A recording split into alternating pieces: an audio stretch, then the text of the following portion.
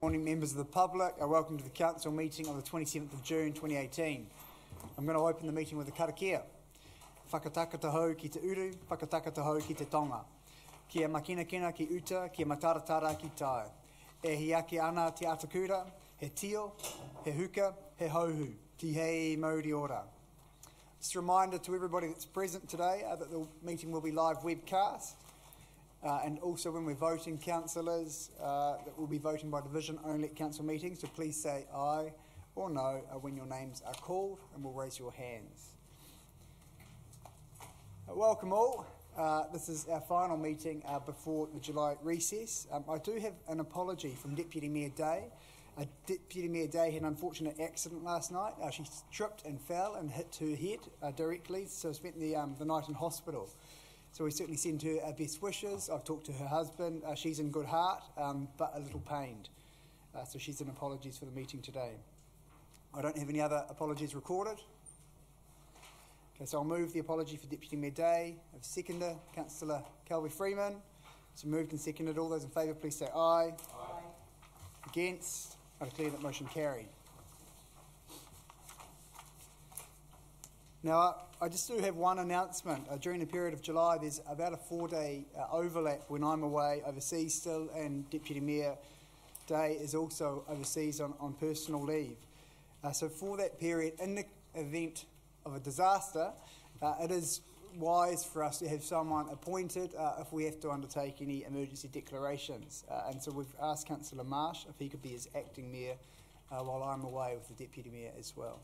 So thank you, Councillor Marsh, for undertaking that role while we're absent. He's promised me in that period of time, or certainly undertaking, that he'll build both an airport extension and a second Mount Victoria tunnel. So good luck to you, Councillor Marsh. Conflict of interest declarations. I've been advised we have one. Councillor Lee. Yes, Your Worship, I wish to declare conflict of interest regarding item 2.1 regarding the registration of land for Town Belt. I have a property within close proximity to that piece of land. Thank you. Thank you, Councillor Lee. And again, it's up to councillors to determine if they have a conflict of interest, and thank you for doing so in this instance. I will confirm the minutes from the meeting of the 30th of May, having been circulated, taken as read and confirmed as an accurate reading. I'll move a second. Councillor Lee.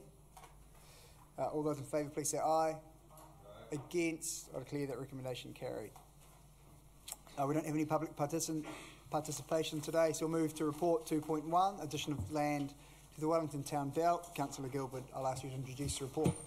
Thank you, Your Worship. I support the recommendation to add 0.4 hectares of land between Devon Street and Aro Street to the Wellington Town Belt. This was formerly Town Belt and has long been earmarked for return. The City Strategy Committee supported the purchase of the property in 2017, and that was duly accomplished. It was consulted on as part of the LTP, also consulted on as part of the Town Belt Management Plan in 2017, so it's been well consulted on, so I support it. The Wellington Town Belt is a distinctive and special feature of Wellington.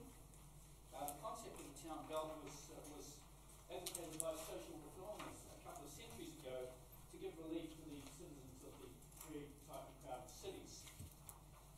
And it has played a key role, such a role for Wellington since 1873, when the council became trustee to hereafter use and appropriate the Wellington Town Belt as a public recreation ground for the inhabitants of the city of Wellington. So I'm pleased that the council, as councils have in the past, are honouring the trust placed in them by the people of Wellington. So I move the recommendation. Thanks, Councillor Gilbert. And Councillor Pannett, indicated you wish to second. Yes, thank you. Look, I'd like to thank officers for the work that they've done on this. As many of you will know, much land has been alienated from the Town Belt, so it's a real pleasure to actually support some land coming back. It's been a long process. We've been talking about this for years, so it's a great addition to the city. Interesting that the support was relatively low. I would have thought it was, pretty much a given that that should happen, but obviously a number of people were neutral. But I think it will be a good thing, and I look forward to future papers where we add more land. Thank you, Councillor Pannett. Councillor Foster? We don't need to. Apologies, Councillor Pennant had already indicated she wished to second. So it's been moved and seconded. Anyone wish to say anything on debate? No? I will take the recommendations as moved and seconded. All those in favour, please raise your hands. Councillor Lee, the conflict of interest. We'll record as unanimous and with conflict of interest declaration from Councillor Lee. And against, I declare the recommendation is carried. Thank you, Councillor Gilbert. I will now move to report A2, adoption of the long-term plan. It gives me great pleasure to introduce the report. I'm not going to speak at length to it because we've done this on a number of occasions, except to say, look, I want to thank councillors for your input. You've each contributed across your portfolios, and as a result, I think we've got a well-rounded, a well-balanced long-term plan. I also think it's one that focuses on Wellington's values. Look, it is bold, it's ambitious, but it's fair. It's seeking to make sure that all Wellingtonians are included in the day-to-day life of the city. So I take great heart from that. I do want to thank the officers for the incredible amount of work that they put into this long-term plan. So I want to say to Andy Matthews, Kane Parton, Baz Kaufman, Martin Reid, Lloyd Jowsey in particular for leading your respective teams. Thank you, thank you, thank you. But also to all of the executive sponsors, the strands, 7 different strands working across the long-term plan, and critical inputs from all of the business units, from business unit managers, analysts, communications team, creative and digital team, the research team, policy team and democracy services. To all of you, thank you. We sometimes don't recognise, and certainly the public has no indication whatsoever of just how much work goes into these plans. It'd be nice for you guys to have a break and then get back into it in August for the next year's annual plan, most likely. But thank you for the great work you do. I also want to thank Bede Kearney, because Bede has been with us for the best part of a decade, over 2 stints of the Wellington City Council, and this is his last meeting with us. And he will be bidding us adieu, au revoir. And Bede will be coming up and he will be signing off for our letter of representation shortly. Bede, thank you for always being a consummate professional, always articulating very clearly to us your expectations and working with us collaboratively to get sign-off. I know it's not always an easy process, but it's a very important one that we work with you well. So thank you very much for that, and we wish you the very best for the future. I'm now going to ask Bede to come forward as we sign the letter of representation.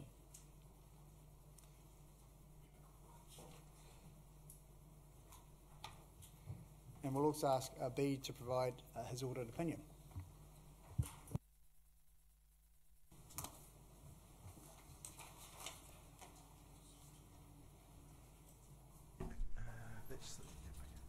Thank you, Your Worship.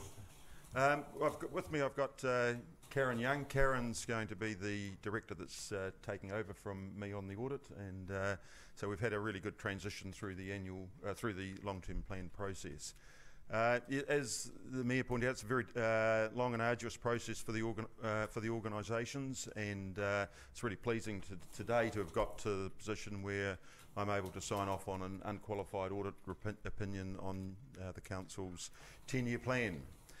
Just to give a very brief comment on our plan, our audit report says that the plan provides a reasonable basis for long-term and integrated decision making by the Council, and also provides the basis for your accountability to the community. So next year when Karen's here talking about the annual report, it'll be your report against the first year of this plan. Also, our opinion says that the underlying information that supports this and the processes that have gone behind it are reasonable. The one thing that our report does say is, however, it does not provide any assurance that the forecast and the plan will be achieved, because that's all about the future, and it's about you and your community.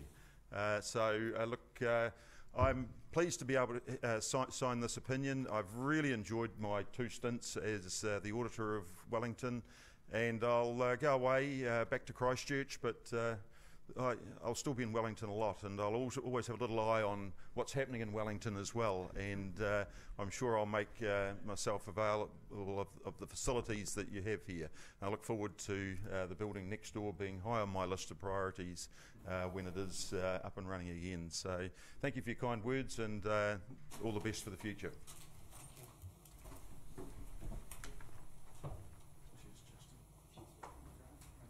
Okay, I'll sign them here.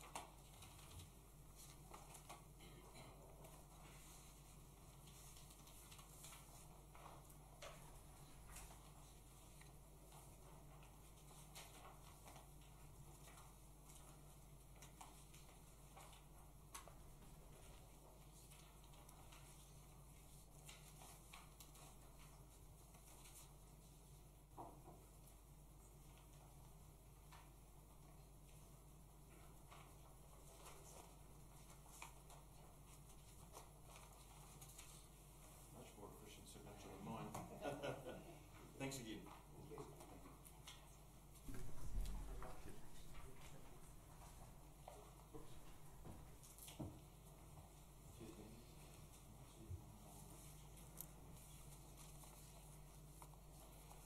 Thank you very much, Bede, and thank you also, Karen. And Karen, I know you've had a stint here previously and you've been working with Bede alongside him on this audit, but good luck to you in the future and look forward to working with you in your new role. Now, I second Deputy Mayor Day would have seconded. Who would like? Councillor Calvert, would you second? Would you like to speak? Thank you, and thank you, Worship. I'll just endorse your comments about the staff and the amount of work they put in, and in particular, I know from engaging with the community how much work officers did and how adaptable they were. And I just would really like just to comment also to those communities of place and interest who actually took the time to make a submission, whether that was by a postcard, a comment on social media, coming along to our oral forums that we ran for the first time, and also the more formal oral submissions. We've got a lot more information in those submissions than for the future, and I'd like to see that some of those ideas that we couldn't incorporate this time round will get a second hearing when we start looking at our future plans. But I just would like just to say once again thank you to our communities, because these people put in a lot of their own time and to give us a richness of information and mandate for going forward. Thank you. Thanks, Councillor Calvert. Anyone else wish to speak? Councillor Marsh. Thank you, Worship. Yeah, look, the long-term plan is a bit of an iceberg, because there is this meeting today, which may not last very long, and where it gets signed off. But there is just a huge amount of work that is underneath the surface. You know, the two Andys. Andy, your committee, the work that you've done. Andy, the work that you and your staff have done. Kevin, the teams that you've got working on it. And also Diane and the people that you've had out there. So we have got robust consultation. You know, there is a huge amount of work, and it started as soon as the annual plan was ticked off this time last year, possibly even before that. And I know there was some comment, can we start earlier? You know, I think that the thinking is starting way ahead of time, and that's why today is so really relatively easy, that we sit down, it's all done, the talking's been done, and essentially it just needs a signature. So congratulations to everybody, all the officers and the various committees and councillors. Thank you, Councillor Marsh. No need for a right of reply. Sorry, you want to speak? Councillor Foster. Thanks, Justin. Because I'm going to unfortunately have to vote against it, as I did at the Strategy Committee, and so I thought to explain why. I think you know why, but I think I ought to put it on the record. Look, I want to start off also by thanking all the staff, and there's been a huge amount of work that's gone into this, and also thanking all of my colleagues, because you've also put a huge amount of work as well into it, particularly Diane, I know, with the consultation side of things. There's a huge amount of good stuff in this LTP. I guess my problem is there's too much good stuff in it, and we're trying to do all of it all together. And it's a bit like saying, look, you want the overseas holiday and another one, and a new car and the jet ski. Oh, maybe we'll have another car as well. And you go, well, what about the bill? And the problem is that when we went out to consult, we asked about all the jet skis and the cars and the holidays and everything else. What we didn't ask about, we never asked a question about, are you happy with the bill that sits at the end of that and the debt that goes along with it? And I think for me that is the problem. We're often told to live within our means. Effectively that means the means of the people who actually pay the rates, because we have the ability to compulsorily levy people for rates. And we know that that projection is something over 50% over the next 10 years. Now, that's above CPI. Now, we would say, hey, CPI is not what drives us. But the reality is, if you look at the numbers, what drives it is not our business as usual. It's the new stuff that we're going to do. It's how much new stuff we're going to do. And I guess that's my concern. If we picked a couple and we said we want the new car, but we'll leave the jet ski and the holiday, sure. But unfortunately, we're saying we want the lot. The question, as I said, the question we didn't ask in the consultation is whether people like that. I've been quite consistent. I've been right from the draft that I've been worried about the increase from $500 million worth of debt to $1.2 billion worth of debt. I'm also worried about what that doesn't include, because I think we all know that it doesn't include enough provision for Civic Square. We are going to have to invest reasonably significantly in the Civic Square area. We're also talking now about how much we have to put into Let's Get Wellington Moving, and I think, however that gets funded, and obviously we can't talk much about that here, that's likely to add some impost as well. And what about new ideas? Well, I think we'd be rash to assume that no councils in the future are going to want to have new ideas as well. And we know for a start there's ideas in the arts and culture area, particularly around smaller venues, not bigger venues. So those things concern me. The other one is, it was interesting to read the other day, it's our headroom, it's our ability to be able to do things which are new in a situation of emergency.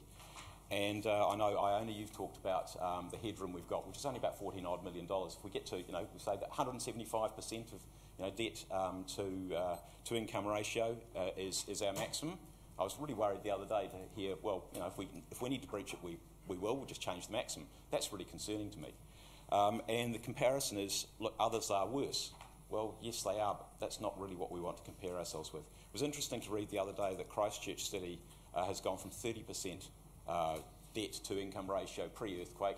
They're projected to max out at 221%, but they've had an earthquake. And the question I would ask is, if something goes wrong, if we've got to invest seriously in the thing that people put at the top of their list, which was resilience and environment, what is our capacity to be able to deal with that if we've done all the other stuff as well? And the final thing I was going to say is that Iona and I did put up a range of suggestions to trim some of those costs back. Some got through, some didn't.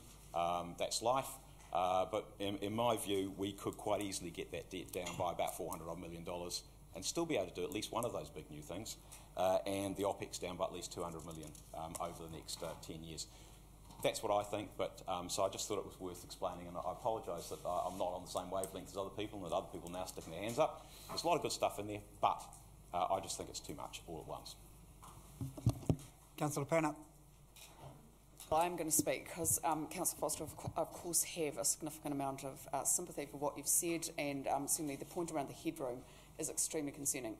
But as the infrastructure portfolio leader, I do not consider the investment that we're making in water the equivalent of a jet ski. And Councillor Calvert and I on that one. This is necessary, and that's why we have to borrow. We have to invest in infrastructure, and in fact we need to do a lot more, not some of the more interesting projects which I've voted against, because I want to cut the budget, and I've been really clear about that. But let's just be really clear that most of our money is going towards that critical hardened and community infrastructure too, which is really, really important, and which is the job of local government. And look, I'm generally been not keen to vote against a whole budget because, I mean, I get the point, but, you know, that means that I would have to vote against the Prince of Wales Reservoir, for example. You know, it just doesn't make sense. You know, I think you should just sort of, at the point that we have our debate at committee, that's where you bring up your amendments. You say, I don't like this, and I've done that. We did that. You know, I had the most amendments. I won the prize for that one. Yeah, just so that I could say where I don't agree, and I don't want someone to say, well, you voted for that, because I didn't. But I think we have got a lot of good stuff in there, including strengthening the town hall, which is, you know, a big cost, but has to be done. Councillor Calvert-Freeman.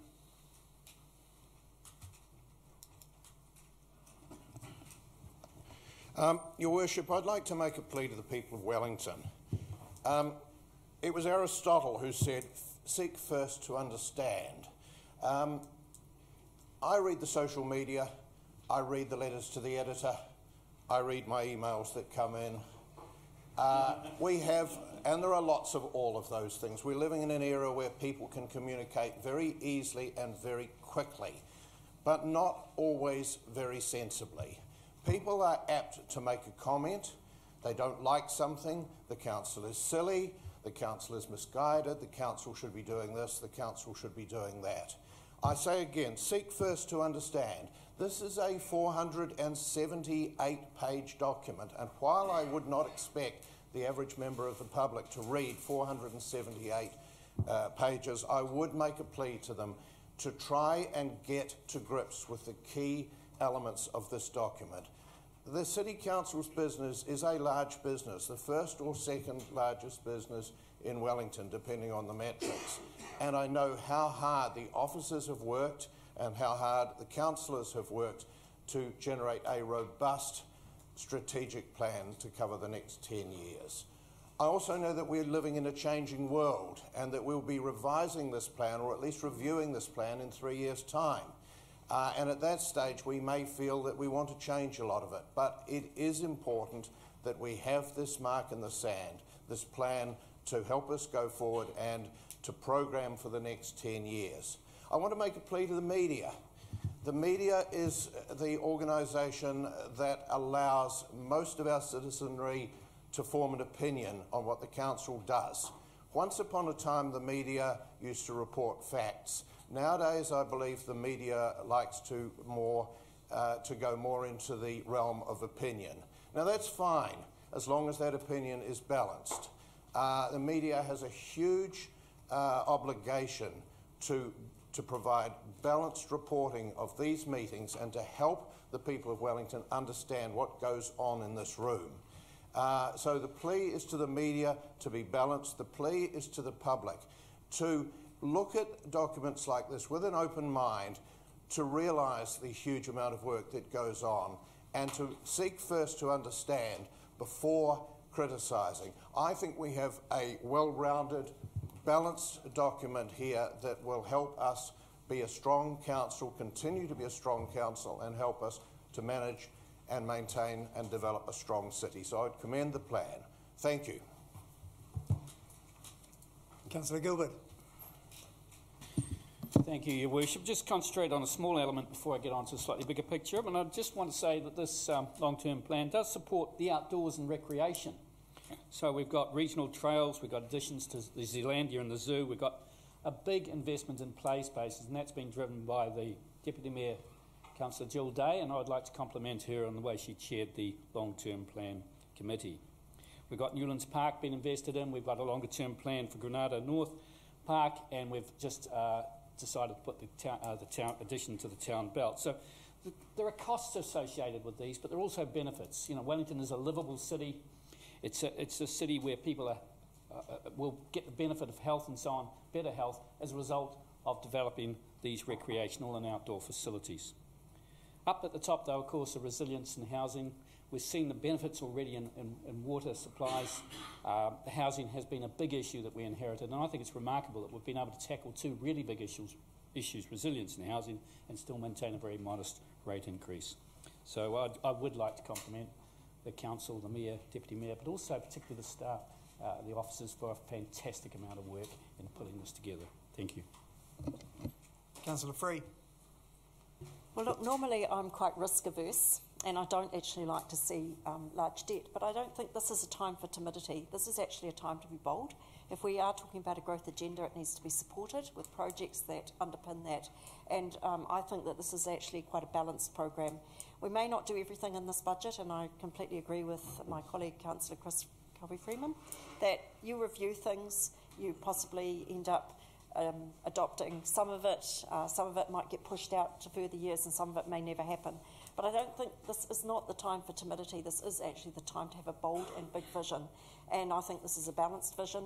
I think it's got the appropriate investment in our transport and water infrastructure and things that really matter to the livability and future of our city. So, time will tell how this plays out, but I'm very confident in supporting this, even though it is, if you'd asked me 3 years ago whether I'd happily be supporting the debt doubling, I'd have probably said no. But I think times have changed. We've had a big wake-up call with the Kaikoura earthquake. We have ambitions for our city. That is a very valid thing to have, and that needs to be underpinned with an envelope of spending that is actually bold enough to match our expectations for our city. Thanks, Councillor Free. No other speakers? Thank you, councillors, for your contributions. And just in the right of reply, I'll touch on some of the aspects. Look, for this long-term plan, we've consulted broadly. We've had more engagement than we've ever had for any long-term plan. More than 2,000 people submitted back to us. We've had wide social media engagement as well. And 73% of people said they were very happy with what we're proposing. Not only happy, they want us to get on with the job. They want us to invest in the city.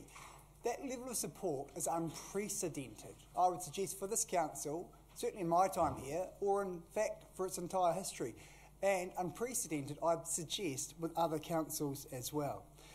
We could vote against the budget today. All of us could do that. That's the easy option out.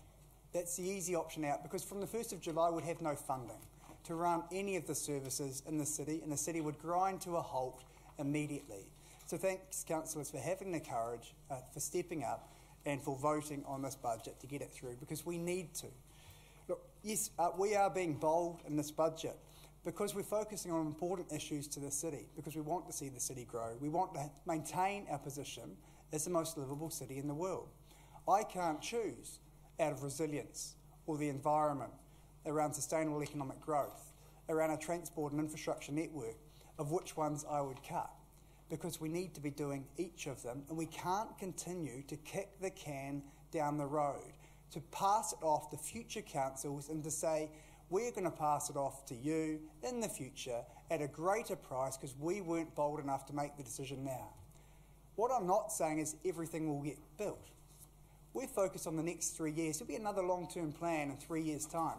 We've got in this budget placeholders for large projects, of which I'm not certain will be completed in that 10-year time frame. What we are saying to the City of Wellington is we listen to their concerns, because they each individually have different ones. I was talking to someone the other day who told me that I will have achieved nothing as mayor in 3 years. We haven't built a convention centre. And if I talk to somebody else down the road, they'll have a completely different point of view. Completely different point of view. But different Wellingtonians have different projects they want us to focus on. And for someone it might be an airport extension. Will that happen within 10 years? Well, there's a big question mark. Will it? I'm not sure. But what we're saying is we've got a placeholder at a point in time that we're not going to kick this can down the road, that we're going to continue to work towards it, and it's a question that I think it will happen, not a question of if, more of a question of when. So that's why I'm proud of this budget. That's why I thank you for your support and getting it to the table. We know that we've got the support of Wellingtonians because they want to live in the most livable city in the world. They want a city that's not shrinking, that's withering and dying, that's going to grow. Thank you.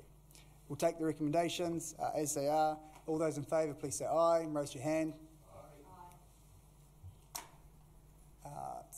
I'll go through it all, excluding Councillor Foster. And against? Thanks, Councillor Foster. Now move to setting of rates. The next report, which goes hand in hand. I have no need to speak to this. A report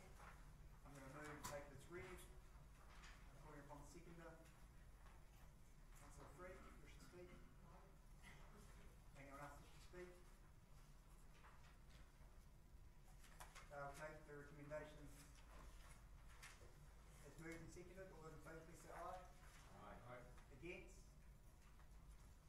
Carried unanimously.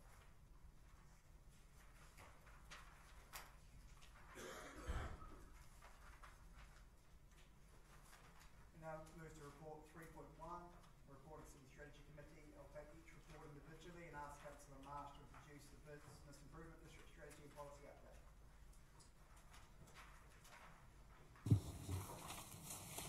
Thank you, Worship.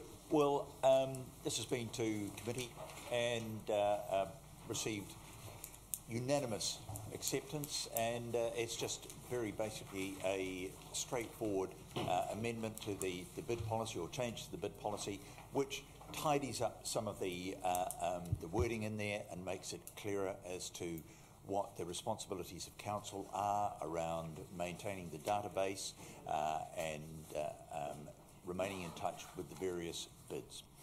Look, the bids are a crucial part of our small business operation, and it means that communities, business communities that are not in the centre of the city are not neglected. It gives them the ability to go out and to promote themselves and look at how they can improve the business community itself. And it is designed for the business community, and I know there was some thought about adding in the wider local community into the bid policy, which I don't believe is necessary, because any sensible business is going to be thinking about the local community anyway. Thank you. Do you have a seconder? Councillor Gilbert, wish to speak? Anyone else wish to speak? I'll take the recommendations moved and seconded. All those in favour, please say aye. Aye. Against? I declare those recommendations carried unanimously. Te Tauihu. I'll introduce this on behalf of Councillor Day, who's extremely disappointed to not be able to introduce it. I just want to acknowledge her hard work from the Deputy Mayor, and in particular Nikki Karu, Kane Partner, who's no longer here, but for your assistance in working with it, and Nikki's team as well. Look, thank you again for your ambition around this. I think we've had an incredible level of support from the community and from councils around the country. It's been fortunate timing in many respects. We've seen other things taking place around the country. Auckland introducing today language on their passenger transport services. The Prime Minister having a Māori middle name for her new baby girl. This is the future. It's great, but it's also the past, and it's good for us to see that we're getting back to the future and back to our past and back to our roots. We have to be distinctly proud of our bilingual nature in New Zealand, and we are the only country in the world that has Te Reo Māori as a taonga. So it gives me great pleasure to introduce this and to acknowledge Jill and her hard work, and she'll be very disappointed not to be able to be here today. To second, Councillor Gilbert, do you wish to speak? Thank you, Worship. Yes, I'd like to recognise people that the Mayor has recognised, but also your own drive in this issue. It's one that councillors have engaged with really well, I think, and the debate has been excellent, so I'm strongly supportive.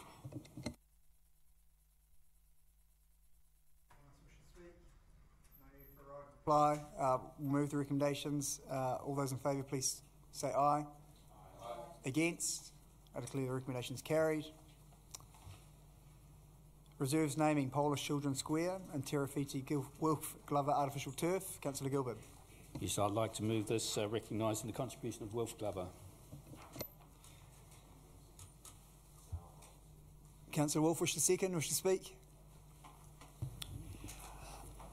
Yes, I'd just like to thank all those involved, and particularly the officers for the research, the time and attention that they played in having Wolf Glover's name associated with the Terrafiti turf. I think that this is a very good thing. It will go down extremely well in our community, and in respect of role modelling, you couldn't have a finer gentleman than Wolf Glover to have a piece of land named with Terrafiti. So it's I know that he will be tremendously honoured, and I know that Councillor Foster and I are very honoured to have been a part of the process as well. I'd also like to thank our community who wholeheartedly supported Wolf's name being attached to the turf. So just a great deal of appreciation. It's very important for our city to have legacy and history, and I think that this marks that in a very wonderful way. Thanks, Councillor Wolfe. Right to reply, Councillor Gilbert. Thank you. I wasn't sure whether this covered the Polish Children's Square. I think it does. So I just want to recognise that it's also known as Polskie Dzieci. Recognises the great contribution that the Polish people have made to New Zealand, but also the humanitarian act, I think, of New Zealand in welcoming the Polish children during the Second World War. And I know the Polish ambassador is particularly keen to see this. It's situated in a good spot just near where the old St Patrick's College was, and I think it's a great thing for Wellington. As I say, in the previous debate, I was brought up on the contribution of the Polish refugees to New Zealand, and I'm delighted to see this garden in place. Thanks. Recommendations have been moved and seconded. All those in favour, please say aye. Aye. Against? It's unanimous. Thank you, councillors. I declare the recommendations carried. Councillor Fitzsimons, the gifting of the building of 29 South Makara Road. Can I ask you to introduce the report, please? You want to do it? Councillor Foster? Look, we discussed this one at the Strategy Committee. This is a wonderful example of recycling. We are the owners of an old 1860s old schoolhouse, which was essentially the school moved down the road and left it in 1970 when it needed to grow. And now the school is growing to the extent that it needs more space. They were looking at getting a new building over the hill. That would have been an interesting sight to see. But Christine Grace looked a little bit closer to home and said, oh, hang on, what about getting the old school building over onto the school site? At the moment it's used by the local playgroup. They are not in a position to be able to sign a long-term lease, and our property people have worked with them very collegially for something like 5 years, but that is coming to the end of its time. So this is an opportunity to move the school building down the road, provide extra capacity for the school, which is now growing fairly significantly, and to provide a new life for the building, and also the playgroup is able to then continue as a tenant of the school. So it's a lovely win-win situation, and also sort of rounds the circle up. The Ministry of Education gave us the building in the first place. We're giving it back to the school rather than the Ministry of Education, because of the way the ministry works. And the building, which is it's not heritage listed, but it will have a new life in a new location. So the community is already embarking on some fundraising work to help fund the cost, and I think this is a really good positive initiative. And can I just say a thanks to our property staff, who were very, very quick, both to initially say, hey, we think this is a great idea, when they were asked, and secondly when Christine came back and said, hey, can we get this done this side of July rather than the other side of July, so that the school's in a position both to fundraise and to, or the community's in a position both to fundraise and to then have the school have some certainty they've actually got capacity for new children in the new year. The officers move pretty quickly, and that's why we've got it today and not in August or September. So I'm very pleased to move. Thank you, Councillor Foster, and yes, you're right. Very good work from Christine Grace. Well done. Councillor Simons, you wish to second? Wish to speak? Anyone else wish to speak? Okay, no need for a right of reply. Thank you, councillors. We'll take the recommendations as moved and seconded. All those in favour, please say aye. Aye. Against? I declare those recommendations carried unanimously. And Councillor Gilbert to introduce the proposed road stopping and adjoining 204 Helston Road. Or Councillor Sparrow. Going to do it, Councillor Sparrow. Thank you, Your Worship. Doppelganger. A lot of confusion there.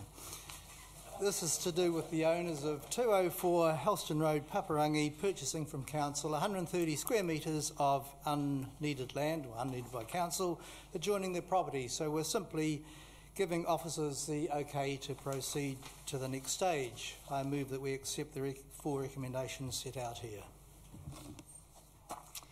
Councillor Calfrey, wish to second? Wish to speak? I'll take recommendations as moved and seconded. All those in favour, please say aye. Against? I declare that carried unanimously. Report 3.3, Wellington City Council Housing Strategy. Councillor Dawson.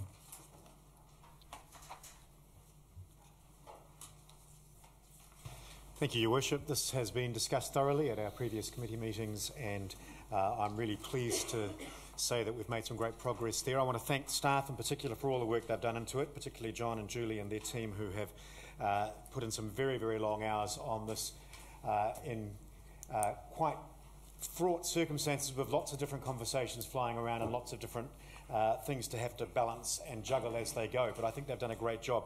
This is about us moving forward and really addressing what is one of our most complex and challenging problems in front of us as a city with regards to housing and affordability, and particularly thereof. So I do encourage us to see this as just one step on what is going to be a fairly lengthy road. There's lots more coming back to us as councillors in days to come, and we will have some challenging conversations still, I'm sure, and we will be encouraged to be bold and to, I would say, think big, but that's a slightly tainted phrase, to think constructively, shall we say, as we move forward, even prefably as we move forward, perhaps. So I will happily move the recommendations in front of us that we adopt as recommended. Councillor Gilbert, wish to second. Yes, I would. Thank you, Your Worship. Yes, complex and challenging, sometimes overused, but certainly not in this case. It's about protecting the most vulnerable in our society, and I do compliment Councillor Dawson and the officers on their hard work on this. No one else wishes to speak. No need for a right of reply. I will take the recommendations as moved and seconded. All those in favour, please say aye. Aye. Against? I declare those recommendations carried unanimously. We'll now move to the next report, a gifted to our Māori names for Civic Square. I'll introduce this again, given Councillor Deputy Mayor Day's absence. I just again want to thank Taranaki Whānui for the collaboration with us, and in particular Nikki Karu and team around the gifting of the name Tinako, Civic Square. And again, thank you, councillors, for the input that you've played in this. It is a beautiful name, it is a taonga for our city, and I think it's a step in the right direction. Thank you to the officers, Kane in particular, and others that have been involved in the design team with dressing up Civic Square, Tinako, and it looks great, looks fantastic. And fitting, I think, that we've got the fern sculpture out there and rising today for Matariki for its launch on Friday as well. Again, it's another wonderful addition to Tinako Civic Square, and I think will be warmly welcomed by Wellingtonians when it's back. I'm very pleased to move the report. Seconder, Councillor Simons, wish to second? Do you wish to speak? Anyone else wish to speak? Councillor Foster. Very quickly, I think this is a great name. I really like it, and I love the concept of a heart that's in the middle of our city, because I think it's very, very appropriate. The one thing I did want to say is just because I've seen it now presented in at least 3 different formats, with a, you know, with a Civic Square in brackets. I've seen it with a hyphen. I've seen it. You know, it's. I think if we can get it consistent, which is what we've got it there. By our organisation would be really, really helpful. So that's really the one thing I wanted to say. And the other thing is just to say, I think it's appropriate we do this now, having adopted the wider Tauihu policy. And I know that there's more ideas for names in the pipeline. We also need to make sure we get that naming policy sorted, so we actually give ourselves clear guidelines and we actually make sure that we do this, because there'll be some sensitivities around some parts of this, so we make sure we do it right as we go through this. Thanks, Councillor Foster, and you make a very good point. To be consistent, I mean, the name is Tinako Civic Square without a hyphen. They sit alongside each other. They do have different meanings, so it's not a literal translation, and that's why it's important that it's structured in that way. But thank you for clarifying that. We'll take the recommendations as moved and seconded. All those in favour, please say aye. Aye. Against? I declare that carried unanimously. We're now going to move to exclude the public from the proceedings as we consider our final report. Thank you for your attendance. And I move that we exclude the public based on the reasons, provisions under the Local Government Official Information and Meetings Act 1987, and in particular sections 4.172A and section 48.1A. Do I have a seconder? Councillor Gilbert. All those in favour, please say aye. Aye. Against? I declare that unanimous and carried. I will now exclude the public.